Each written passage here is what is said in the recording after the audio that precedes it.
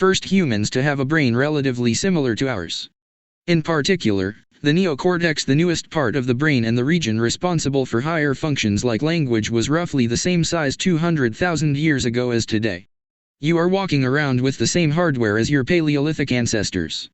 It is only recently, during the last 500 years or so, that society has shifted to a predominantly delayed return environment * compared to the age of the brain. Modern society is brand new. In the last 100 years, we have seen the rise of the car, the airplane, the television, the personal computer, the internet, the smartphone, and Beyoncé. The world has changed much in recent years, but human nature has changed little. Similar to other animals on the African savanna, our ancestors spent their days responding to grave threats, securing the next meal, and taking shelter from a storm. It made sense to place a high value on instant gratification. The distant future was less of a concern. And after thousands of generations in an immediate return environment, our brains evolved to prefer quick payoffs to long-term ones. Behavioral economists refer to this tendency as time inconsistency. That is, the way your brain evaluates rewards is inconsistent across time * you value the present more than the future. Usually, this tendency serves us well. A reward that is certain right now is typically worth more than one that is merely possible in the future. But occasionally, our bias toward instant gratification causes problems. Why would someone smoke if they know it increases the risk of lung cancer? Why would someone overeat when they know it increases their risk of obesity? Why would someone have unsafe sex if they know it can result in sexually transmitted disease? Once you understand how the brain prioritizes rewards, the answers become clear. The consequences of bad habits are delayed while the rewards are immediate. Smoking might kill you in 10 years, but it reduces stress and eases your nicotine cravings now. Overeating is harmful in the long run but appetizing in the moment. Sex, safe or not, provides pleasure right away. Disease and infection won't show up for days or weeks, even years. Every habit produces multiple outcomes across time. Unfortunately, these outcomes are often misaligned. With our bad habits, the immediate outcome usually feels good, but the ultimate outcome feels bad. With good habits, it is the reverse. The immediate outcome is unenjoyable, but the ultimate outcome feels good. The French economist Frédéric Bastiat explained the problem clearly when he wrote, "It almost always happens that when the immediate consequence is favorable, the later consequences are disastrous, and vice versa. Often, the sweeter the first fruit of a habit, the more bitter are its later fruits." Put another way, the costs of your good habits are in the present. The costs of your bad habits are in the future. The brain's tendency to prioritize the present moment means you can't rely on good intentions. When you make a plan to lose weight, write a book, or learn a language, you are actually making plans for your future self. And when you envision what you want your life to be like, it is easy to see the value in taking actions with long-term benefits. We all want better lives for our future selves. However, when the moment of decision arrives, instant gratification usually wins. You are no longer making a choice for future you, who dreams of being fitter or wealthier or happier. You are choosing for present you, who wants to be full, pampered, and entertained. As a general rule, the more immediate pleasure you get from an action, the more strongly you should question whether it aligns with your long-term goals *. With a fuller understanding of what causes our brain to repeat some behaviors and avoid others, let's update the cardinal rule of behavior change: what is immediately rewarded is repeated. What is immediately punished is avoided. Our preference for instant gratification reveals an important truth about success. Because of how we are wired, most people will spend all day chasing quick hits of satisfaction. The road less traveled is the road of delayed gratification. If you're willing to wait for the rewards, you'll face less competition and often get a bigger payoff. As the saying goes, the last mile is always the least crowded. This is precisely what research has shown. People who are better at delaying gratification have higher SAT scores, lower levels of substance abuse, lower likelihood of obesity, better responses to stress, and superior social skills. We've all seen this play out in our own lives. If you delay watching television and get your homework done, you'll generally learn more and get better grades. If you don't buy desserts and chips at the store, you'll often eat healthier food when you get home. At some point, success in nearly every field requires you to ignore an immediate reward in favor of a delayed reward. Here's the problem: most people know that delaying gratification is the wise approach. They want the benefits of good habits, to be healthy, productive, at peace. But these outcomes are seldom top of mind at the decisive moment. Thankfully, it's possible to train yourself to delay gratification, but you need to work with the grain of human nature, not against it.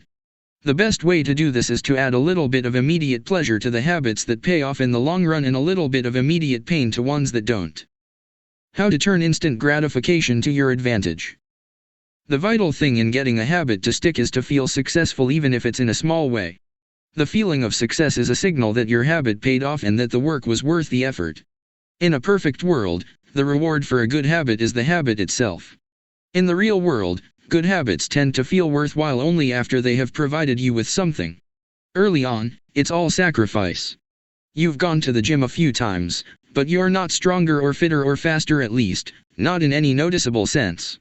It's only months later, once you shed a few pounds or your arms gain some definition, that it becomes easier to exercise for its own sake. In the beginning, you need a reason to stay on track. This is why immediate rewards are essential. They keep you excited while the delayed rewards accumulate in the background. What we're really talking about here when we're discussing immediate rewards is the ending of a behavior. The ending of any experience is vital, because we tend to remember it more than other phases. You want the ending of your habit to be satisfying. The best approach is to use reinforcement, which refers to the process of using an immediate reward to increase the rate of a behavior. Habit stacking, which we covered in Chapter 5, ties your habit to an immediate cue, which makes it obvious when to start. Reinforcement ties your habit to an immediate reward, which makes it satisfying when you finish. Immediate reinforcement can be especially helpful when dealing with habits of avoidance, which are behaviors you want to stop doing. It can be challenging to stick with habits like, no frivolous purchases, or, no alcohol this month, because nothing happens when you skip happy hour drinks or don't buy that pair of shoes. It can be hard to feel satisfied when there is no action in the first place. All you're doing is resisting temptation, and there isn't much satisfying about that. One solution is to turn the situation on its head. You want to make avoidance visible. Open a savings account and label it for something you want, maybe leather jacket. Whenever you pass on a purchase, put the same amount of money in the account. Skip your morning latte? Transfer $5. Pass on another month of Netflix. Move $10 over. It's like creating a loyalty program for yourself. The immediate reward of seeing yourself save money toward the leather jacket feels a lot better than being deprived. You are making it satisfying to do nothing. One of my readers and his wife used a similar setup. They wanted to stop eating out so much and start cooking together more. They labeled their savings account, Trip to Europe. Whenever they skipped going out to eat, they transferred $50 into the account. At the end of the year, they put the money toward the vacation. It is worth noting that it is important to select short-term rewards that reinforce your identity rather than ones that conflict with it. Buying a new jacket is fine if you're trying to lose weight or read more books, but it doesn't work if you're trying to budget and save money. Instead, taking a bubble bath or going on a leisurely walk are good examples of rewarding yourself with free time, which aligns with your ultimate goal of more freedom and financial independence. Similarly, if your reward for exercising is eating a bowl of ice cream, then you're casting votes for conflicting identities, and it ends up being a wash. Instead, maybe your reward is a massage, which is both a luxury and a vote toward taking care of your body. Now the short-term reward is aligned with your long-term vision of being a healthy person. Eventually, as intrinsic rewards like a better mood, more energy, and reduced stress kick in, you'll become less concerned with chasing the secondary reward. The identity itself becomes the reinforcer.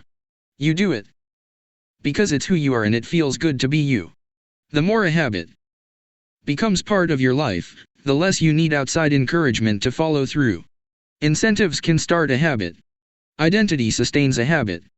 That said, it takes time for the evidence to accumulate and a new identity to emerge. Immediate reinforcement helps maintain motivation in the short term while you're waiting for the long-term rewards to arrive. In summary, a habit needs to be enjoyable for it to last. Simple bits of reinforcement like soap that smells great or toothpaste that has a refreshing mint flavor or seeing $50 hit your savings account can offer the immediate pleasure you need to enjoy a habit. And change is easy when it is enjoyable. Chapter Summary. The fourth law of behavior change is make it satisfying.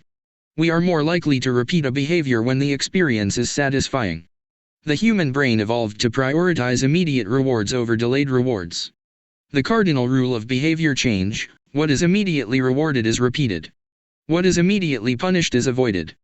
To get a habit to stick, you need to feel immediately successful, even if it's in a small way. The first three laws of behavior change: make it obvious, make it attractive, and make it easy, increase the odds that a behavior will be performed this time.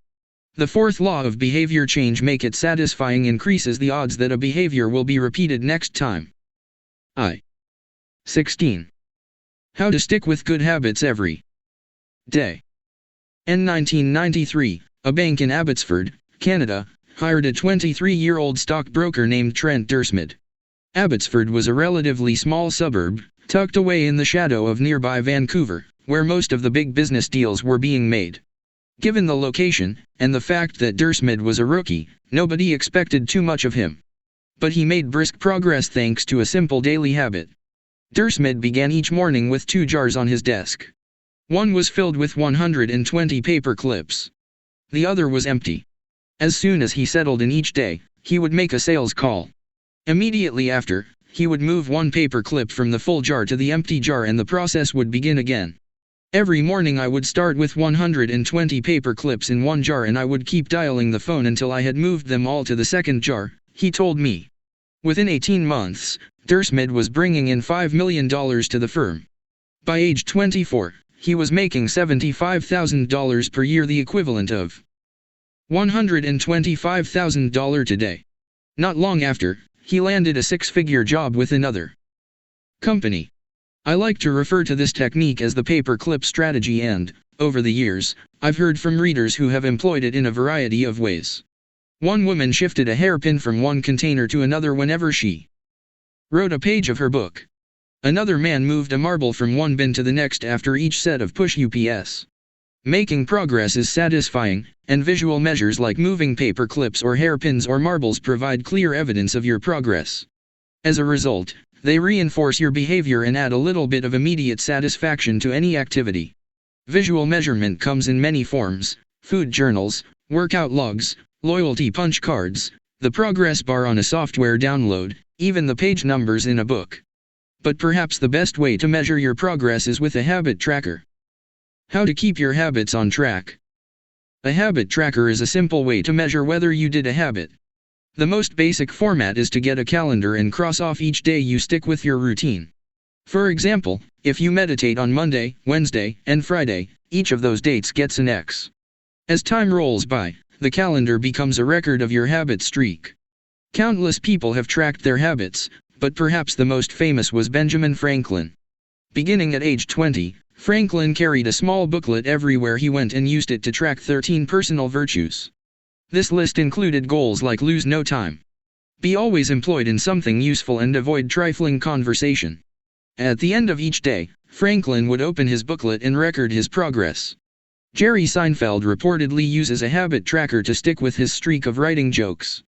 In the documentary Comedian, he explains that his goal is simply to never break the chain of writing jokes every day.